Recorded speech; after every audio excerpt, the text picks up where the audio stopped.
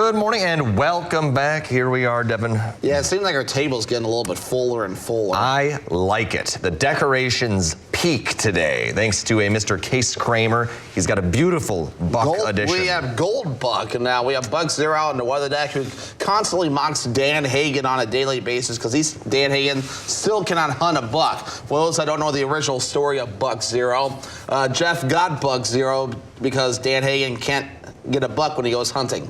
Yeah, that is the story, or any deer at all to begin with. Or any deer at all. I think at this point he would take just about anything.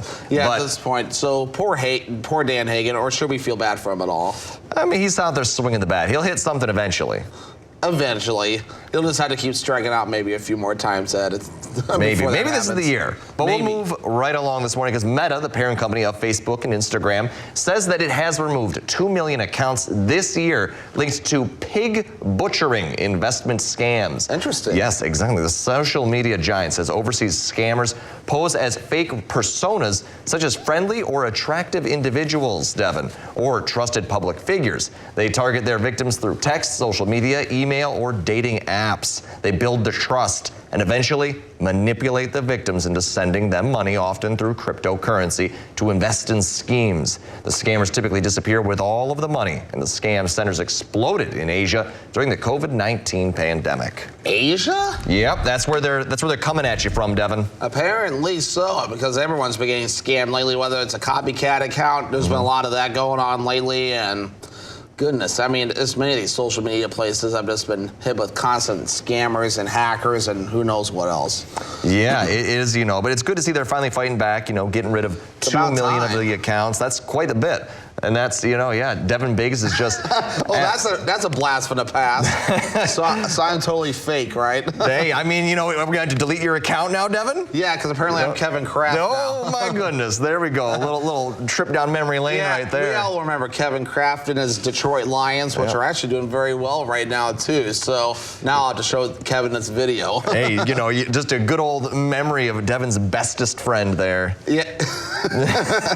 Yeah, no, really. Kevin put on some good newscasts, and it was always kind of interesting to see what he had up his sleeve the next day, too. And sometimes I don't even know what to expect when I walk in when you're here. So. Oh, goodness. I did enjoy walking in when it was Devin and Kevin in the newsroom. It was hilarious because you two would just poke such fun at each other. Oh, yes. Kevin was ready to start it, too, and I would go back, especially when it came to, at the time, Kevin's bad Lions, but now they're like a very impressive team that I hope wins the Super Bowl right now. Maybe. But I think you got a special story for us here, Devin. Yeah, exactly. So the holiday season is upon us, unless you're Michael Lodeholtz, and the Santas are starting... I mean... I can't even keep a straight face right now. But anyway, Santas are starting to appear in malls across the United States, at least whatever malls are still there, but that's another topic. But either way, about the...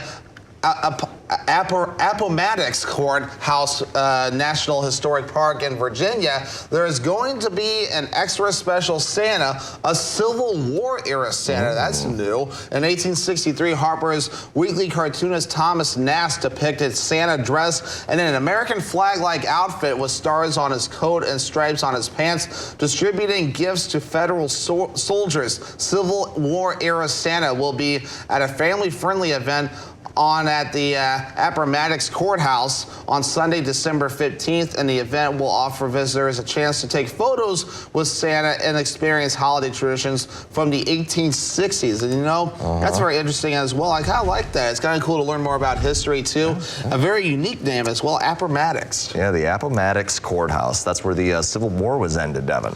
Yeah, that was... Well, Robert E. Lee surrendered. But yeah, Civil War ended. There you go. Man, I need to review my history. It's been a little bit since I've looked through a lot of that history, but always interesting to learn history, and history continues to be made every day. That's true. Even with just us sitting on his couch, that's still considered history in some way. Exactly. History is always made every time Santa's deciding to put Devin Biggs on the nice or naughty list. Well, and we probably know it's going to be naughty list. Is it, Devin? I mean, is it? I would imagine, well, we'd have to ask Rhinelander Santa, and I would imagine he's probably watching right now, or if he's not, he's probably getting his rest right now. But either way, I would probably imagine he'd put me on the naughty list just because, we like to cause trouble on this couch every day. We is a generous term there. You should see some of the shenanigans he's doing in the newsroom, and giving Carol, our AD director, a lot of grief too. That's true. I do bake a lot of cookies. Those are some good cookies, by the way. But we'll move right along this morning because Coca-Cola is getting something it didn't want for the holidays. Backlash. Oh, goodness. Never want it. The soft drink company's new holiday advertisements were made using artificial intelligence.